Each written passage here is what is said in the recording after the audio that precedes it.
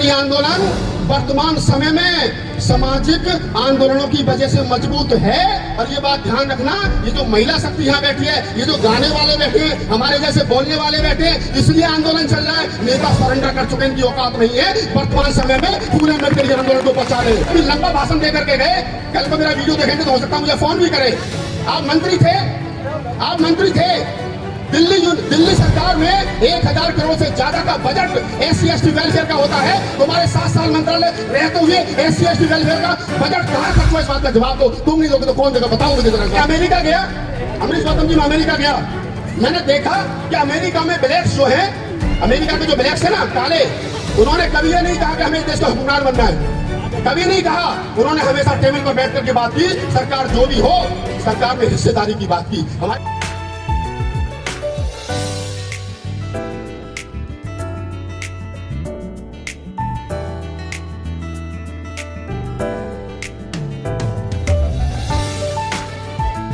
भी 190 देशों में सुने जाते हैं और बहुजन समाज की आन बान शान आज आपके बीच में काव्य पाठ करने के लिए आ रहे हैं। राजनीतिक माहौल है, उस पर भी वो अपनी बात रखेंगे, लेकिन मैं चाहता हूँ कि उनका एक शेर है कि कभी तुम गुनगुनाओगी, कभी तुम मुझे याद आओगी। माता बहनों के लिए एक बार खड़ी हो जाए, वो खुद सुनाएंगे।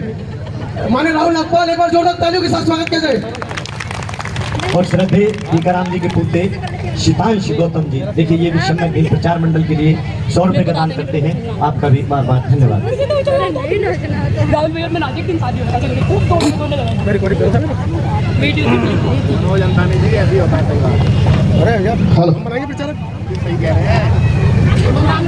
बहुत बहुत आभार तमाम साथियों का। बहुत सारी बातें मन से कही गई, मैं पिछले 2-3 घंटे से नीचे बैठ करके सुन रहा हूँ, और जिनको मुझे सुनाना था वो चले गए। अमरीश गौतम जी, मैंने देश के 22 राज्यों में 1000 से ज्यादा प्रोग्राम किए, संसद भवन में खड़े होकर के 10 बार कविताएं सुनाई। मैं राहुल नागपाल हूँ, पहचान ले तेरे कूचे में हूँ, फिर भी बेमिसाल हूँ, पहचान ले मुझको, मैं राहुल नागपाल हूँ। राजेंद्र पाल गौतम जी बोल करके गए, कुलदीप बोल करके गए, प्रियंका बोल करके गई, तमाम राजनेता बोल करके गए बाबा साहब की जयंती के इस प्रोग्राम में। 10 दिन पहले मैं दिल्ली से नगीना जा रहा था, ध्यान चाहता हूं मंच का भी। मैं कम बोलता हूं, 5 मिनट का समय दिया, 4.5 मिनट में खत्म कर दूंगा, और 4.5 मिनट में ऐसा खत्म करूंगा दोबारा बुलाओगे नहीं, मुझे मेरी गारंटी है। और बुलाओगे तो फिर दिल पे पत्थर रख के बुलाओगे, क्योंकि मैं चापलूसी नहीं करता, मैं सीधी बात करता हूँ। मैं सीधी बात करता हूँ। आज सुबह एक वीडियो लगाया चैनल पर, बोल 85 पर, अपने चैनल पर 10,000 गाली मिली अब तक, 10,000 और भी मिल जाए, लेकिन 10 साल के बाद उस वीडियो को कोई देखेगा तो कहेगा कि राहुल नागपाल उस समय मूवमेंट को बचाने की बात कर रहा था। मैं वो बात यहाँ खड़े होकर के कर रहा हूँ पॉलिटिकल ऐतिहासिक पार्क में। अभी मंत्री जी बोल रहे थे, कभी मिले तो पूछना जरा उनसे, राजेंद्र पाल गौतम जी से। मैं बिना भूमिका की बात कर रहा हूँ, बिना महापुरुषों को नमन करे हुए, बिना नाम लिए हुए, क्योंकि समय की कमी है। माने राजेंद्र पाल गौतम जी बोल रहे थे, कड़वी बात है, बोल रहा हूँ ना, जाति तोड़ो समाज जोड़ो, 10 करोड़ बहुत बनाएंगे। कितने बने? एक भी नहीं बना। बताओ जरा हाथ खड़े करके, वही रिपीट होते हैं। बताओ जरा, 0 बटा सन्नाटा। मैं मंत्री जी का एक पत्रकार इंटरव्यू करने के लिए गया, ये वीडियो रिकॉर्ड हो रहा है, और कल को मंत्री जी देखेंगे, पूछेंगे। 2 बार से वो खुद अनुसूचित जाति के लिए सुरक्षित सीट पर विधायक का चुनाव जीत कर जा रहे हैं, चमार का प्रमाण पत्र लगा करके, और दूसरों को गणित पढ़ा रहे हैं कि जाति छोड़ो समाज जोड़ो। ताली बजा सब तो बजाओ यहाँ नेताओं की नालायकी पर। मैं, मेरे जैसे रतनलाल जैसे, लक्ष्मण यादव जैसे, रितु जैसे जो 10-5 एक्टिविस्ट देश में घूम रहे हैं ना, हम लोगों के हाशिए पर क्यों रहते हैं? क्यों नेताओं की भाषा नहीं बोलते? क्योंकि मैं MP MLA नहीं बनना, मुझे तो कांग्रेस पार्टी बुलंदशहर से लड़ा रही थी, भाई साहब भी दौड़ में थे, अमरीश गौतम जी। राहुल गांधी जी ने खुद कहा, राहुल जब आपको लड़ाना चाहते हैं, मैं साहब रहने दो, क्या करेंगे लड़ करके, तो मेरे वाला काम कौन करेगा? एक बात सीधी सीधी कह देता हूँ, बड़े भाई अमरीश गौतम जी बैठे हैं, नेताओं के चक्कर में मत पड़ना। ये फूले अम्बेडकरी आंदोलन वर्तमान समय में सामाजिक आंदोलनों की वजह से मजबूत है।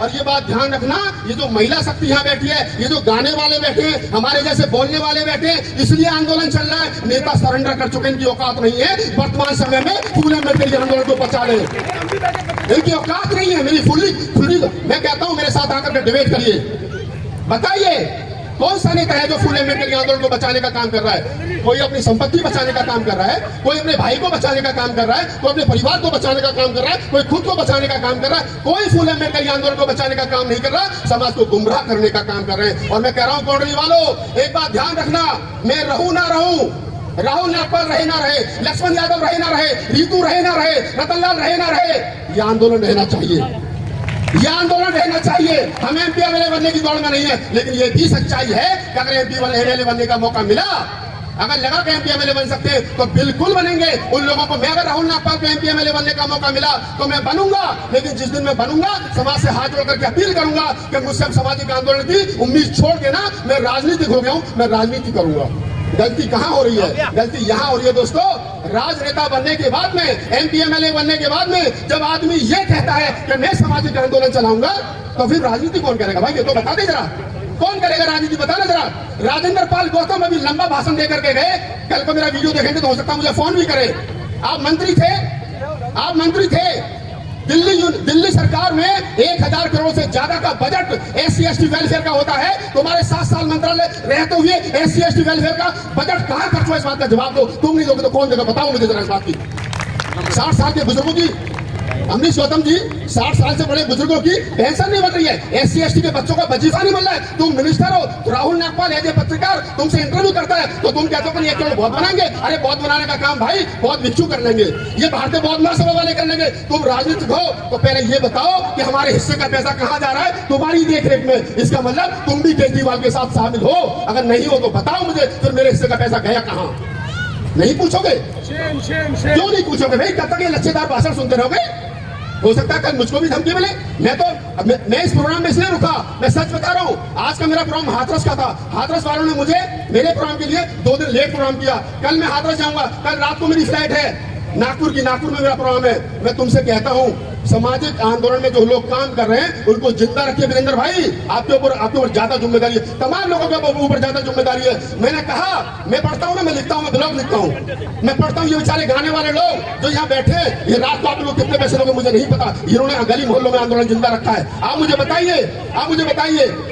मैं अमेरिका गया, अमरीश गौतम जी, मैं अमेरिका गया, मैंने देखा कि अमेरिका में ब्लैक्स जो है, अमेरिका के जो ब्लैक्स है ना, काले, उन्होंने कभी ये नहीं कहा कि हमें इस देश का हुक्मरान बनना है, कभी नहीं कहा। उन्होंने हमेशा टेबल पर बैठ करके बात की, सरकार जो भी हो, सरकार में हिस्सेदारी की बात की। हमारे दिमाग में साला गलतफहमी हो गई, हमने कहते कि हुक्मरान बनना है। इस हुक्मरान बनने के चक्कर में ज्यादा नुकसान हुआ है हमारा, इस हुक्मरान बनने के चक्कर में ज्यादा नुकसान हुआ है हमारा। मैं कहता हूं तुमसे एक बात याद रखना, अमेरिका के ब्लैक्स का जो आंदोलन लोग रोड पर लड़ते हैं, मैं हूं activist, Ratanlal activist, Chandrabhan activist, जितने लोग एक्टिविस्ट हैं हम लोग। कभी आपने पूछा कि राहुल नागपाल तू वहां भाषण देने के लिए गया हरदोई में, तेरे ऊपर 3 मुकदमे हो गए, तारीफ पे जाता नहीं जाता, पैसा तेरे पास है नहीं है, तेरी घर में क्या नाम है, तेरी बच्ची पढ़ रही नहीं पढ़ रही है, उसकी फीस भरी गई नहीं भरी, तुम नहीं पूछोगे। तुम ये भी नहीं पूछते फोन करके कि राहुल नागपाल ये तो बता दे, तो तू ये मोटरसाइकिल से चल के आया, तेरे पास राजेंद्र पाल गौतम की तरह ये इनोवा क्रिस्टा क्यों नहीं है? बताना जरा। मेरे पास भी नहीं है, मेरे पास बताना क्यों नहीं है? राजेंद्र पाल गौतम जब समता सदन में काम करते थे तब तो इनोवा क्रिस्टा नहीं थी ना, आज है ना,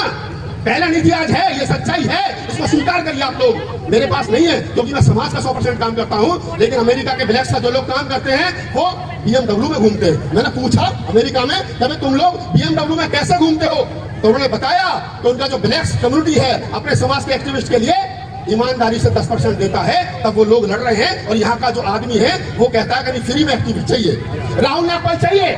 मैं यहाँ 2 घंटे से बैठा हूँ नीचे मंच पर, मंच के नीचे। मैंने 22 राज्यों में 1000 से ज्यादा प्रोग्राम किए। इस मंच पर जितने लोग भाषण देकर के गए, 5 राज्यों से ज्यादा किसी की शक्ल नहीं देखी होगी लोगों ने। मैंने संसद भवन में खड़े होकर 10 बार कविताएं पढ़ी है, नहीं देखी होगी शक्ल, लेकिन फिर भी मैं नीचे धैर्य के साथ बैठा हूँ, क्योंकि मैंने 10 दिन पहले प्रोग्राम डायरी में नोट किया था कि राहुल नागपाल ये भाषण देगा। लेकिन मुझसे पहले वो लोग भाषण देकर के गए जिनका समाज से ज्यादा कोई लेना देना है नहीं। मेरे ऊपर 17 मुकदमे हैं देश भर में। किस बात के हैं? सिर्फ इस बात के हैं कि राहुल नागपाल हरदोई में गया था, ये कहेगा कि जो धर्म ग्रंथ तुमको मानव में एक समान की भाषा नहीं पढ़ा तो उन धर्म ग्रंथों को बम से उड़ा दो। मेरे ऊपर मुकदमा हो गया, मैं झेल रहा हूँ उसको। मैं कोई एमएलए की तनख्वाह नहीं ले रहा हूँ, मैं एमपी की तनख्वाह नहीं ले रहा हूँ, मेरे पास सरकारी गाड़ी नहीं है, मेरे पास सरकारी बंगला नहीं है, लेकिन मैं लड़ता हूँ सिर्फ इसलिए कि तुम्हारे और मेरे बच्चे सुरक्षित रह सके आने वाले आंदोलन में। अभी मंत्री जी कहानी सुना रहे थे चोंच वाली, मैं कह रहा हूं कि वो तो कितनी लड़ेगी मुझे नहीं पता। 1 साल के बाद में चुनाव होने वाला है कोडली वालों, सीमापुरी से साथ हो सकता है वो चुनाव लड़े। मैं नाम लेके कह रहा हूं, डरता नहीं किसी के बाप पे भी बाप से। मैं नाम लेके कह रहा हूं, राजेंद्र पाल गौतम मंत्री जी में हिम्मत है तो अपना जाति प्रमाण पत्र साइड करें और जनरल सीट चुनाव जीत कर दिखाएं। मैं तुम्हें चैलेंज करता हूं इस बात का। लड़ाइए ना, समाज को गुमराह करना बंद करिए आप लोग। ये समाज का दर्द है। समाज की आज भी आजादी के 75 साल के बाद में प्रधानमंत्री जी आजादी का अमृत महोत्सव मनाते हो और एक तरफ दूसरी तरफ आज भी दलित समाज की बेटियों का बलात्कार होता हो, आज भी दलित समाज की हमारे हकों मारी जाती हो, तब राहुल नागपाल को कहना पड़ता खड़े होकर के कि हमने हक और हकूक की हिमाकत की है। हाँ, अगर ये बगावत है तो हमने बगावत की है, ये सच्चाई है, ईमानदारी है, इसको स्वीकार कीजिए। और कोंडली वालों होते थे 5 मिनट का समय मिला था, संचालक साहब आ गए, इनको अगली बार जो है वो क्या नाम है मंत्री जी को दोबारा बनाना पड़ेगा। मुझे तो जो लोग बुलाते हैं, तो हवाई जहाज की टिकट भी भेजते, होटल का भी अरेंज करते, मैं तो पैसे किसी को देता नहीं, मुझे तो उल्टा देते। मंत्री जी और तमाम एमएलए विधायक और पार्षद जो है, हो सकता है इनको पैसे भी दे दो प्रोग्राम करने का। हमारे बड़े भाई अमरीश गौतम जी बैठे, ये भी उन्होंने कुछ पर्ची कटवाई, मैं तो किसी की पर्ची कटवाता नहीं, मैं तो दूसरों की पर्ची भेजा तो भैया हमें दो। तो मैं आपसे एक बात कहता हूँ, आप जो काम करो करिए, लेकिन इतना ध्यान रखिए, इस देश के अंदर ईमानदारी से जो फूले अम्बेडकर आंदोलन की लड़ाई लड़ रहे हैं, उनका सम्मान कीजिए, उनके दुख सुख में शामिल होइए। राहुल नागपाल कहाँ जा रहा है, क्या कर रहा है, मुझे पैसा नहीं चाहिए आपका। मैं तो कहता हूँ संचालक साहब, मैं तो कहता हूँ 130 करोड़ आबादी में, 140 करोड़ आबादी में इस देश के अंदर अगर 25% ही मान लूं तो लगभग 40 करोड़ दलित चमक, और 40 करोड़ में मान लूं तो यार शुद्ध रूप की बात कर लो, छोड़ो बहुजन समाज। इस बहुजन समाज बनाने के चक्कर में बहुत बड़ा नुकसान हो गया हमारा। मैं कह रहा हूँ कम से कम 20-25 करोड़ तो चमारी होंगे इस देश के अंदर, चमारी हो और कोई दूसरा नहीं है ना, चमारी ना समाज जाटो ना सब। तो मैं कह रहा हूँ अगर मुझे 1-1 रुपए दोगे तो मैं 40 करोड़ का आदमी हो जाऊंगा, कोई आफत नहीं आ रही। मैं तुमसे कह रहा हूँ आंदोलन जिंदा रहना चाहिए। लोग मुझसे कहते हैं बहन जी, क्या नाम है आपका, बीना बहन जी, मैं कहता हूँ राहुल नागपाल रहे ना रहे, मैं आज बोल रहा हूँ यहाँ खड़े होकर के, ये आंदोलन डॉक्टर गौतम, मैं बोल रहा हूँ खड़े होकर के, ये वीडियो 10 साल के बाद देखा जाएगा, लेकिन उस समय 10 साल के बाद ये डिजिटल हिस्ट्री बन रही है, ये देखा जाएगा वीडियो, और उस समय कहेंगे कि राहुल नागपाल 10 साल पहले, 20 साल पहले, 100 साल पहले जब मैं मर जाऊंगा तब कहेंगे कि राहुल नागपाल कोंडली के पार्क में 100 साल पहले मूवमेंट को बचाने की बात कर रहा था। मैं कह रहा हूँ मूवमेंट को बचाइए, नेता आते जाते रहेंगे, छोड़ो भाड़ में जाने दो नेताओं को, अपने कंधे मजबूत करिए। अगर ये पार्क बचाए तो समाज के नेताओं की वजह से बचाए, अगर यह मूवमेंट बचाए तो इन महिलाओं की वजह से, विजेंद्र भाई, तमाम लोग ये जो मंच पर बैठे इनकी वजह से बचाए। नेता विधायक बनते रहेंगे, 1470 क्या नाम है विधायक, 1131 सांसद, अरे गधे घोड़े छोड़ो यार, अपने नेताओं को मजबूत करिए, गली मोहल्ले के नेताओं को मजबूत छोड़ो, इन सब लोगों को। राहुल नागपाल अकेला 100 पे भारी पड़ता है, मुझे लोग, मैं कुछ नहीं हूँ, 0/संगत हूँ ना, लेकिन फिर भी कहते भाई साहब आपको भाषण देना नागपुर के बड़ी में हवाई जहाज की टिकट भेजते 5 स्टार होटल करा दे, मैं इनसे बहुत बड़ा हूँ, आप ध्यान रखें। और इनको ये जो हमारे गाने वाले लोग हैं इनको हेल्प करते रहिए। अन्यथा मैंने देखा है कि बेचारे गाते गाते, मैंने देखा कि लोग गाते थे, आपकी बात कर रहा हूँ, थोड़ा ध्यान से सुनिए, हाँ थोड़ा ध्यान। मैंने देखा एक राजनीतिक पार्टी है हमारी, उसके लिए लोग भीड़ इकट्ठा करते थे, सब साड़ी बांध के, घूंघट करके, आदमी किसी के घरवाली ने नाचा मंच पे, अच्छा मतलब समता सैनिक हाँ अध्यक्ष अच्छा याद दिलाऊं, मैं गौतम साहब वो भी नाचते थे ऐसे मंच पे है। और उसके बाद में उन्होंने रात भर भीड़ जमा की। उसके बाद में क्या हुआ, नेताजी आए, पहले ढोलक हटाई गई, फिर मजीरा हटाया गया, फिर हारमोनियम हटाया गया, सारी टीम मंच से नीचे, सबके सब गायब। नेताजी आए, भाषण पहला चले गए। बाद में क्या हुआ भाई, वो बेचारा नीचे बैठा देख रहा, कोई मुझे 100 रुपए देगा घर जाने के लिए, मैं जाऊंगा। वो बेचारा भूखा मर गया, नेताजी एमपी एमएलए बन गया, 1000 करोड़ रुपए की प्रॉपर्टी करती, ये बेचारे आज की आज तक ऐसे ही है। मैं राष्ट्रीय कवि, आज मुझे बुलाया गया कि राहुल नागपाल राष्ट्रीय कवि, हाँ हूँ राष्ट्रीय कवि, ये किताब समाज ने दिया, 1000 से ज्यादा कवि सम्मेलन बाबा साहब करके, लेकिन मैं कविता पढ़ना नहीं चाहता, मुझे पता है मैं कविता पढ़ना नहीं चाहता, मैं भाषण देना चाहता हूँ, मैं सुधारना चाहता हूँ समाज को। बहुत हो गई, एक शेर पढ़ता हूँ आपके लास्ट में, क्योंकि समय की अपनी सीमा है, कि ना झूठे रिश्ते रखते हैं, ना झूठी शान रखते हैं कोंडली वालों, ना झूठे रिश्ते रखते हैं, ना झूठी शान रखते हैं, दीवाने भीम के हैं हम, अलग पहचान रखते हैं, अलग पहचान रखते हैं। तमन्ना देखो ये मंच उनका है, हमारा नहीं, लेकिन फिर भी चलिए फिर नीला कच्चा सुन लो। 2024 तमन्नाओं में तमन्ना अभी एक और बाकी है। एक बार हाथ खड़े करके बताओ कोंडली वालों जिंदा हो या हो? नहीं मेरा कुछ नहीं है, पैर फैला दिए, नहीं ऐसा भी सच्चाई है, तुम मुझसे ज्यादा थोड़ी जानते हो। मेरा कुछ नहीं है, मैं तो सोच लूंगा राजघाट में कविता सुना रहा था। अगर समझते हो कि 26 रुपए सुना रहा हूँ तो जिंदा रहो, और वर्तमान समय में जिंदा रहना जरूरी है, क्योंकि अन्यथा सरकार मारने पर थोड़ी हो तुम मर जाओगे। बाबा साहब डॉक्टर अम्बेडकर के वंशजों के तमन्नाओं में तमन्ना अभी एक और बाकी है। क्या तमन्ना बाकी है बाबा साहब के बेटे बेटियों की? ये फोटो भीम की नोटों पे अभी आनी बाकी है। ये जिंदा लोगों की पहचान है। इसके बाद में 1 मिनट की कविता सुनाऊंगा, उसके बाद इस साल सजारा साहब तक तो नहीं जोड़ते हैं आपको। और दिवाली के दियों से फिर यहाँ पूजते रहे बाबा, दीवानो भीम को देनी यही सौगात बाकी है, दीवानो भीम को देनी यही सौगात बाकी है। 1-2 मिनट की 1.5 मिनट की कविता है, मैं आपको सुना देता हूँ क्योंकि वो पिछले दिनों बड़ी हिट हुई और मैंने लिखी थी धर्मांतरण पर, और इसलिए मैं सुना रहा हूँ क्योंकि वो हिट है, तो आप सुन लीजिए। आज अगर कहीं पूरे देश के अंदर कोई प्रोग्राम होता है बुद्ध कथा का, बाबा साहब की जयंती का, तो संचालक साहब दिक्कत आती है परमिशन में, आती है ना, वो कहते हैं कि साहब परमिशन नहीं हो रही है।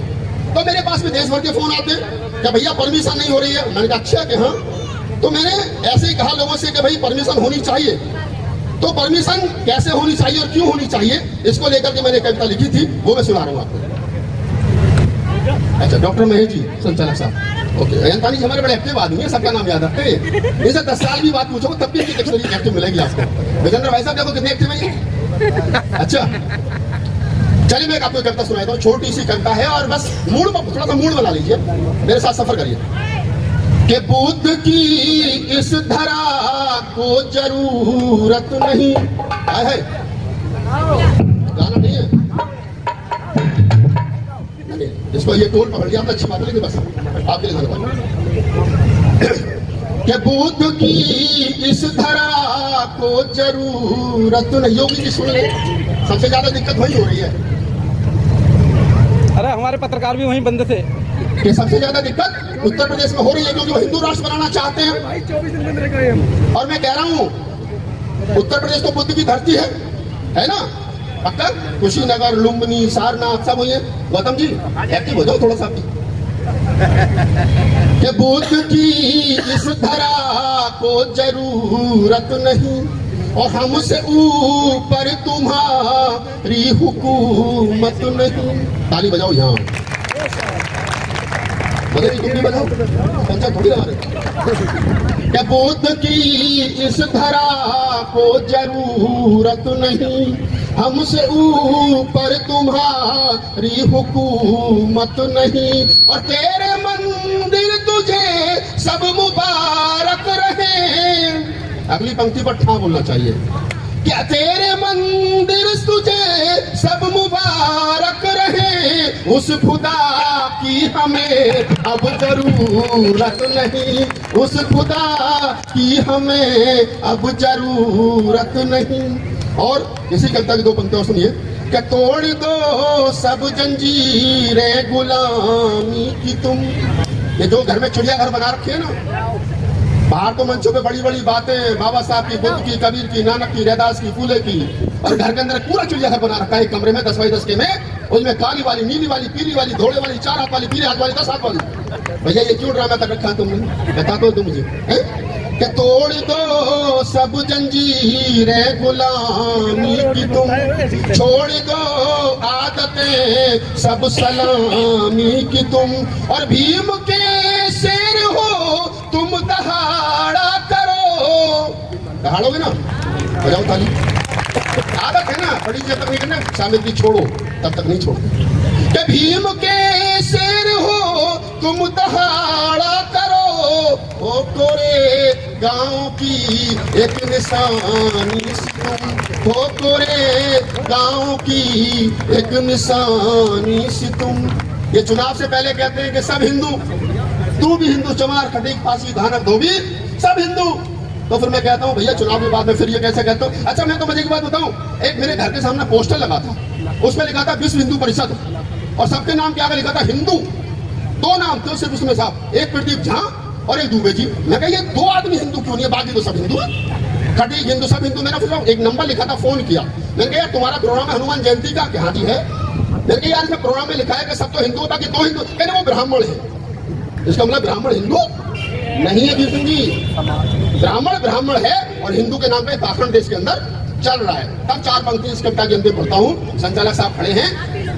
ये धर्म की अफीम चटाओ न तुम, सब हिंदू, सब हिंदू, सब हिंदू। मैं कहता हूँ कि ये धर्म की अफीम चटाओ न तुम, हमको हिंदू तो बिल्कुल बताओ न तुम, हमको हिंदू तो बिल्कुल बताओ न तुम, और बुद्ध की राह के हम राही है सब, बुद्ध की धम्म से भटकाओ न तुम, बुद्ध के धम्म से भटकाओ न तुम।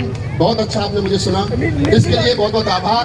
और ये हमारे बीच में महिलाएं बैठी हैं, 1 मिनट में मैं बात कंप्लीट करता हूँ, मेरे बाद में और भी कुछ वक्ता है, समय की अपनी सीमा है। मैं तो 2-2, 3-3 घंटे बोलता हूँ, मेरा आप जाना 2-2, 3-3 घंटे के मेरे कभी सम्मेलन पड़े, कोई दिक्कत नहीं है, कभी लंबी बातचीत करेंगे।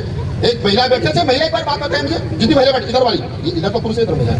हाँ, करवा चौथ कर रखी थी महिला रखी थी, अरे एक दिन रखी, पति मर जाएगा माँ कसम, एक दिन रखी,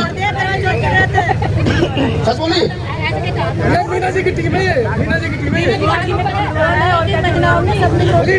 अच्छा करवा चौथ में देखी रखती, अच्छा वो रखती थी, हाँ ठीक है वो देख गई मुझे, ओके चलो मेरी दुकान अब चल जाएगी।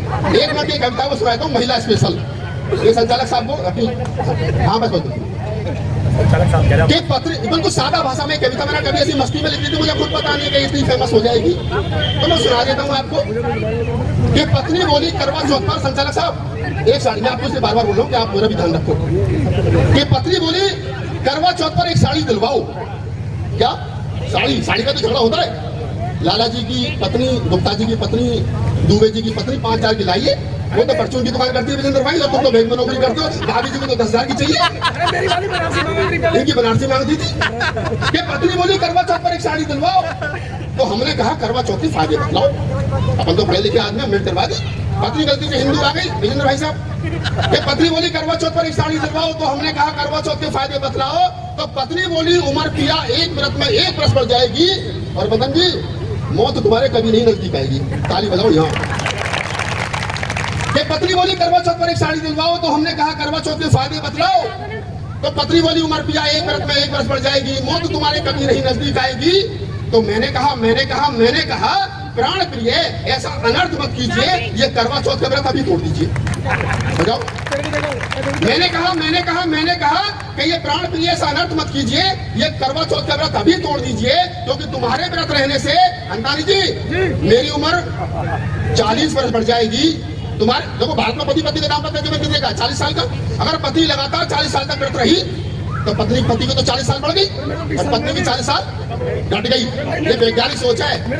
कि मैंने कहा प्राण प्रिय ऐसा अनर्थ मत कीजिए, ये करवा चौथ का व्रत अभी तोड़ दीजिए, क्योंकि तुम्हारे व्रत रहने से मेरी उम्र 40 वर्ष बढ़ जाएगी। अगली में तो 100 वर्ष तक जीऊंगा, तो 60 में निपट जाएगी। अगली में तो 100 वर्ष तक जीऊंगा, तो 60 में निपट जाएगी। वो 40 वर्ष मैं किसके सहारे जीऊंगा, किसके हाथ की चाय और कॉफी पीऊंगा। हाय हाय देखो राउंड नाक वाले ऐसे थोड़े तो 2-3 घंटे बचकर रहता है, ऐसे रहता है।